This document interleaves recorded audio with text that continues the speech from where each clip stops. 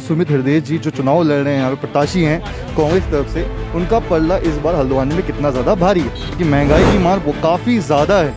तो बहुत ज़्यादा है, बहुत ज़्यादा है। तो क्या आपको सहन करने में असमर्थ है। तो क्या आपको लगता है कि कांग्रेस के आने से जो महंगाई इतनी जो बढ़ रही थी तो वो कम हो सकती है इसमें? 101% आज तक इतनी महंगाई नहीं हुई। 300 का सिलेंडर 1000 में नहीं पहुंचा। उसका धामी कह रहे थे कि अभी तो मुझे केवल 5 महीने मिले हैं, अभी आप एक बार और मौका दीजिए, मैं तो बहुत कुछ बदल दूंगा। अभी जो राम को लाए हैं हम उन्हीं को लाएंगे, जो राम को लाए हम उनको लाएंगे। ये जुमला है। राम के नाम से ही तो आज तक तुम वोट मांगते आए हो। क्या कर लिया तुमने राम के नाम से? अरे तुम कुछ धरातल पे तो दिखाओ क्या कर रखा है। कोई तो कह रहे थे कि जीएसटी लगा दी और नोटबंदी कर दी, जो क्या कहते हैं काला धन था हम वापस लेकर आ गए। राम को हटा के शाम को ले आए। अब वो भैया जीएसटी वेट को हटा के जीएसटी लगा दिया। बात तो एक ही है।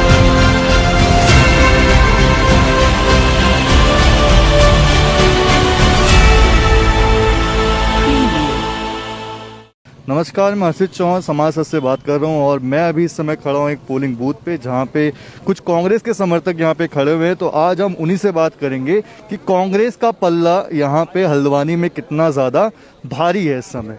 तो हमारे साथ कुछ कांग्रेस के वरिष्ठ समर्थक भी खड़े हुए हैं, जिनमें सर आपका नाम क्या है बताइए? जीवन सिंह कार्की। तो जीवन सिंह कार्की जी, आज जैसा कि चुनाव है, 14 तारीख है, मतदान का दिवस है आज, तो आपकी तरफ से जो सुमित हृदय जी जो चुनाव लड़ रहे हैं यहाँ पे प्रत्याशी हैं कांग्रेस की तरफ से, उनका पल्ला इस बार हल्द्वानी में कितना ज़्यादा भारी है? देखिए, ये चुनाव जो है इंदिरा जी के विकास कार्यों पर लड़ा जा रहा है और लोग यहाँ के हल्द्वानी की जनता को उम्मीद है कि इंदिरा जी के विकास कार्यों को सुमित हृदय से आगे बढ़ा सकते हैं। इसलिए पूरी जनता एकजुट होकर जो है सुमित हृदय को जो चुनाव लड़ा रही है, ताकि उनको एक मौका देना चाहती है कि वो इंदिरा जी के विकास कार्यों को आगे बढ़ा सके। आईएसबीटी, रिंग रोड और हल्द्वानी जूट सफारी की परिकल्पनाओं को सफल कर सके और हल्द्वानी के व्यापार को बढ़ा सके।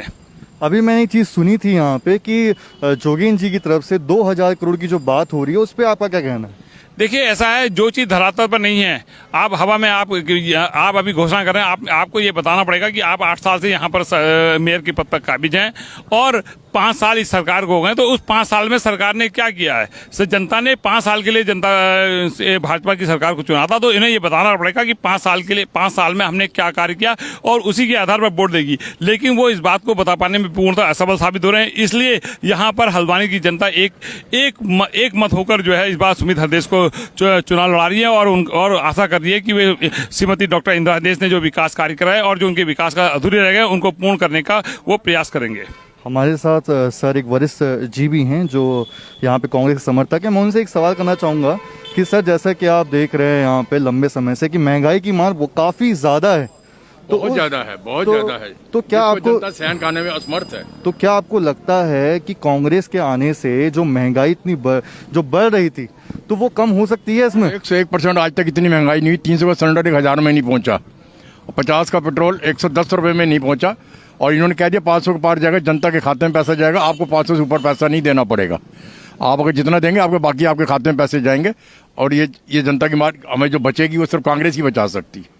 इतनी मार आज तक नहीं हुई। इतने साल हो गए हमें यहाँ पे रहते हुए, जब से देश आज़ाद हुआ इतनी महंगाई हमने आज तक ज़िंदगी में नहीं देखी ये बीजेपी के राज में।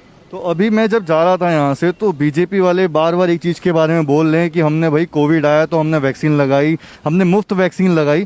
तो ये क्या एक बड़ा पॉइंट हो सकता है, फैक्टर हो सकता है बीजेपी के जीतने में? का था, पर लेकिन जो महंगाई है वो हर घर में रिफाइंड देख लीजिए, अब 50 रुपये वाला 150 रुपये तो 180 तक पहुंच गया। तो आपका कहना है कि कांग्रेस जो है वो महंगाई के मुद्दे पे लड़ रही है? बिल्कुल लड़ेगी और जनता इनके साथ है और अब की जनता महंगाई से तंग आ चुकी है। तो हमारे साथ कुछ और लोग भी खड़े हैं, उनसे भी बात करते हैं। सर, बेरोजगारी एक बहुत बड़ा मुद्दा है आज के समय में, तो आप इस बेरोजगारी के मुद्दे पे कांग्रेस का क्या कहना है इस बारे में? सर, बेरोजगारी तो हमेशा रही है पॉपुलेशन के हिसाब से, लेकिन जो बीजेपी का वो वादे हैं, झूठे जुमले हैं इनके कि रिंग रोड हल्द्वानी इतना क्या कहते हैं ट्रैफिक से जूझ रहा है, बस अड्डे का मामला इन्होंने रुकवाई रखा है, जू का मामला रुकवाई रखा है और जो बिल्कुल एकदम बनने के कगार में। पुष्कर धामी कह रहे थे कि अभी तो मुझे केवल 5 महीने मिले हैं, अभी आप एक बार और मौका दीजिए, मैं तो बहुत कुछ बदल दूंगा। हमने तो 5 साल दिए थे जनता ने तो इनको, आप 5 महीने का डिवाइड करेंगे तो हम उसमें क्या कर सकते हैं? सरकार तो बीजेपी की है ना, मुख्यमंत्री भी उन्हीं का था। कोई ट्रिपल इंजन की सरकार जो इनकी बनी हुई थी तो उसी के आधार पर हम आज ये कह रहे हैं कि भाई इनके झूठे वादे हैं, झूठे जुमले हैं इनके, और कुछ नहीं है। जनता को बहकावे के काम करते हैं। अभी एक जो नारा है बीजेपी का वो काफ़ी ज़्यादा चल रहा है कि जो राम को लाए हैं हम उन्हीं को लाएंगे, जो राम को लाए हैं हम उन्हीं को लाएंगे। तो इस पे कांग्रेस के जो समर्थक हैं उनका क्या कहना है? देखिए, सबसे पहली बात तो मैं आपको ये बता दूं, जो राम को लाए हम उनको लाएंगे, ये जुमला है। क्योंकि ये हमेशा जुमले देते आई है। 15-15 लाख का जुमला दिया था, महंगाई कम कर देंगे जुमला दिया था, बेरोजगारी हटा देंगे जुमला दिया था। सब जुमले साबित हुए ना। बेरोजगारी अपनी जगह पे थी और भी बढ़ गई है। महंगाई कहाँ पहुंच गई, किस स्तर पे पहुंच गई, ये सबको पता है। आज ये कहते हैं कि साहब हमने रोजगार दिया। अरे कहाँ, किसको रोजगार दिया? कोई एक बंदा तो मेरे सामने लाओ। यूपी में जो भी पेपर हो रहे हैं वो सब लीक हो जा रहे हैं। यहाँ कोई किसी को भर्ती मिली नहीं है। सारे युवा बेरोजगार बैठे हुए हैं और ये कहते हैं हम राम मंदिर। अरे राम मंदिर भैया, राम मंदिर का मुद्दा ही तो तुमने उठाया। राम के नाम से ही तो आज तक तुम वोट मांगते आए हो। क्या कर लिया तुमने राम के नाम से? अरे तुम कुछ धरातल पे तो दिखाओ क्या कर रखा है। कोई विशेष विकास का कार्य कहीं दिख रहा है? कहीं भी विकास है? राम के नाम पे वोट मांग रहे। अरे भैया, वोट मांगा जाता है अपने कार्य के दम पे। कार्य कहाँ है? कार्य अभी जो मैं कुछ लोगों से बात कर रहा था इस समय, तो उन लोगों का जो कहना था कि भाई हम तो मोदी जी को चाहते हैं, हम तो मोदी जी के नाम पे वोट दे रहे हैं। तो इस पे क्या आपका क्या ऑब्जेक्ट है? जी ठीक है, आप मोदी जी के नाम से देना चाहते तो मुझे मोदी जी का ही कार्य बता दो। मोदी जी ने कोई ऐसा कार्य किया हो जो देश के हित में हुआ हो। देखिए, आज दुनिया में हिंदू मुस्लिम राइट कराने का पूरा श्रेय जाता ही मोदी जी। वो तो कह रहे थे कि जीएसटी लगा दी और नोटबंदी कर दी, जो क्या कहते हैं काला धन था हम वापस लेकर आ गए, ऐसा कह रहे थे। राम को हटा के शाम को ले आए। अब वो भैया जीएसटी, वैट को हटा के जीएसटी लगा दिया। बात तो एक ही है। पहले वैट था, वैट हटा के जीएसटी कर दिया। अरे भाई, राम को कहो, रहीम कहो, कुछ। भाई एक बात बताओ, हमारे देश का क्या नारा था? हिंदू मुस्लिम सिख ईसाई आपस में है भाई भाई। आज ये हिंदू मुस्लिम राइट कराने वाला है कौन? तो आप कहना चाहते हैं कि जो भाजपा है वो ध्रुवीकरण पे काम करती है? बिल्कुल ध्रुवीकरण का कार्य करती है, लोगों को बरगलाने का काम करती है ये पार्टी। अगर किसी, एक बात बताइए, आज इतने साल हो गए देश की आजादी को, कांग्रेस पार्टी ने कभी कोई ऐसी बात कही है? किसी एक जाति की बात कही है?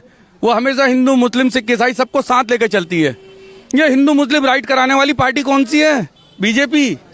इनका काम ही यही है, आपस में लड़ाओ और राजनीति करो। कभी राम के नाम पे, कभी इनको राम के अलावा कोई काम का बात करी है इन्होंने? कभी काम की बात करी है तो कोई मुझे बता दे भाई, मैं आज उसके समर्थन में आ जाऊंगा। काम धरातल पे होता है। बेरोजगारी, महंगाई, ये चीजें होती हैं जो देश को। आपके घर में भी ये छोटे बच्चे होंगे, तो कोई एक बच्चा है जो 18 से ऊपर हो चुका है इस समय? मेरा खुद का लड़का है, 22 साल का लड़का है मेरा। वो बेरोजगार बैठा है घर पे ग्रेजुएशन करके। हम इसीलिए तो मुद्दों पे लड़ रहे हैं। हम मुद्दे, जो पार्टी मुद्दों पे लड़ती है उसकी बात कीजिए। ये राम मंदिर से किसी के बच्चे की नौकरी नहीं लगेगी। राम मंदिर से किसी के बच्चे की नौकरी नहीं लग रही है। हम जरा आपसे ही बात करना चाहेंगे इस समय। हमें पता है कि आप प्रांतीय उद्योग उपमंडल से भी जुड़े भी हैं, और क्या है वहाँ से? संगठन मंत्री हूँ भाई साहब। संगठन मंत्री भी है। तो संगठन मंत्री जी, मैं आपसे एक सवाल करना चाहता हूँ, क्योंकि आप भी शायद कांग्रेस समर्थक ही हैं। तो मैं एक सवाल आपसे करना चाहता हूँ कि जैसे कि जोगेंद्र रौतेला जी बार बार ये कह रहे हैं कि हम भाई 2000 करोड़ से पूरे हल्द्वानी को बदल देंगे, परिवर्तन कर देंगे। तो कांग्रेस के पास ऐसा क्या है पॉइंट जिससे वो इस चुनाव को जीत सकती है? देखिए, पहले सर्वप्रथम तो मैं समाचार सत्र को धन्यवाद करना चाहूँगा, नमस्ते करना चाहूँगा। आप लोगों ने इंटरव्यू लिया। हल्द्वानी विधानसभा का चुनाव जो आज ये बड़े शांतिपूर्वक हो रहा है, ये इंदिरा जी के विकास कार्यों को लेके चुनाव हो रहा है। इसमें 2000 करोड़ या हिंदुत्व या राम मंदिर ये कोई मुद्दा नहीं है। यहाँ सिर्फ इंदिरा जी के विकास कार्यों को लेके ये चुनाव लड़ा जा रहा है।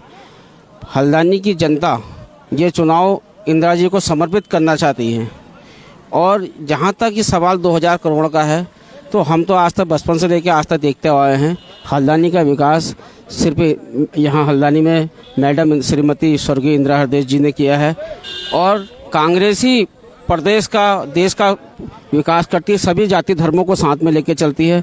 ये लोग कहते हैं कि हम राम के भक्त हैं। अब ये बताइए, क्या कांग्रेस में हिंदुत्व नहीं जुड़ा है? क्या बीजेपी में ही हिंदू है? तो ये गलत अफवाहें ना फैलाया जाए, हिंदू मुसलमान ना किया जाए, सांप्रदायिक बातें ना की जाए, विकास के मुद्दों को लेकर देखा जाए। तो हमारी स्वर्गीय इंदिरा हृदय जी जो आप इस दुनिया में नहीं रही, हम ये चुनाव उनको समर्पित करते हैं, उनको जिता के हम उनको सदी श्रद्धांजलि देना चाहते हैं और सुमित भैया को यहाँ से बम्पर वोटों से जिताना चाहते हैं। जैसे कि यहाँ के समर्थकों ने बोला कि जो चुनाव है वो मुद्दों पे होना चाहिए, ना कि धर्म की राजनीति पे। और ये भी कहना है इनका कि जो चुनाव है वो हमारी जो पार्टी है वो अधिक से अधिक सीटों पे खरी भी उतरेगी और इस बार हमारी जो सरकार है वो इस बार कांग्रेस की ही बने। मैं समाचार सच से हर्षित चौहान आपका स्वागत करता हूँ।